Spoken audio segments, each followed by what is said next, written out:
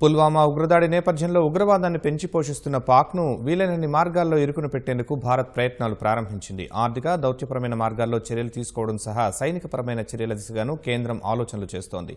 రాజ్నాథ్ నేతృత్వంలో జరిగిన అఖిలపక్ష భేటీలో ముష్కర దాడిని అన్ని రాజకీయ పక్షాలు ముక్తకంఠంతో ఖండించాయి.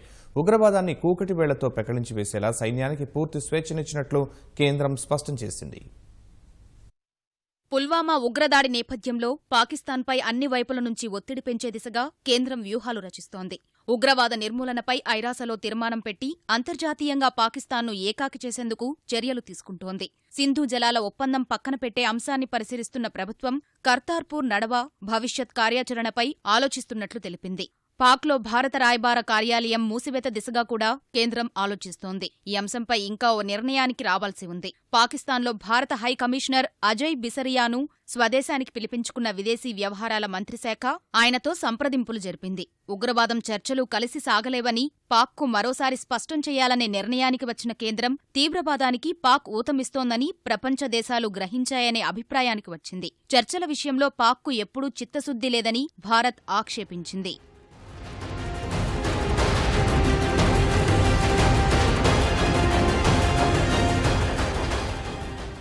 మరోవైపు జమ్మూ కశ్మీర్ పుల్వామాలో జరిగిన ఉగ్రదాడిని కేంద్ర హోంమంత్రి రాజ్నాథ్ సింగ్ నేతృత్వంలో జరిగిన అఖిలపక్ష భేటీలో అన్ని రాజకీయ పార్టీలు ముక్తకంఠంతో ఖండించాయి. శుక్రవారం ఘటనా స్థలాన్ని పరిశీలించి కశ్మీర్లో పరిస్థితులను సమీక్షించిన రాజ్నాథ్ ఉగ్రవాద నిరోధానికి కేంద్రం తీసుకున్న చర్యలను అన్ని పార్టీల నేతలకు వివరించారు. జమ్మూ కశ్మీర్లో ఉగ్రవాదాన్ని కూకటి వేళ్లతో సహా పెకిలించి వేసేలా సైన్యానికి పూర్తి స్వేచ్ఛనిచ్చినట్లు కేంద్రం అన్ని పార్టీల నేతలకు వివరించినట్లు పార్లమెంటరీ వ్యవహారాల మంత్రి నరేంద్ర సింగ్ తోమర్ చెప్పారు. सभी दल के नेताओं ने चर्चा भी की और सब देश के और सरकार के साथ खड़े हैं, यह आश्वासन भी दिया।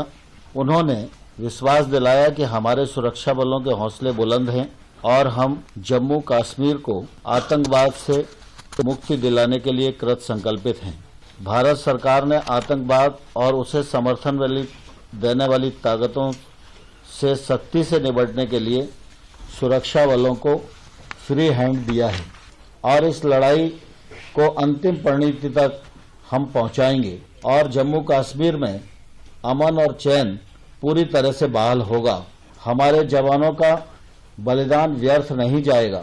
भारत सरकार इन शहीदों के परिवारों की हर संभव मदद करेगी। इसके अतिरिक्त हमने संबंधित राज्य सरकारों को भी यथासंभव मदद देने के लिए कहा है। ఉగ్రవాద నిరోధానికి కేంద్రం తీసుకునే చర్యలకు మద్దతుగా నిలుస్తామని అన్ని పార్టీల నేతలు కేంద్రానికి భరోసా ఇచ్చారు. ఈ మేరకు అఖిలపక్ష సమావేశంలో తీర్మానం చేశారు.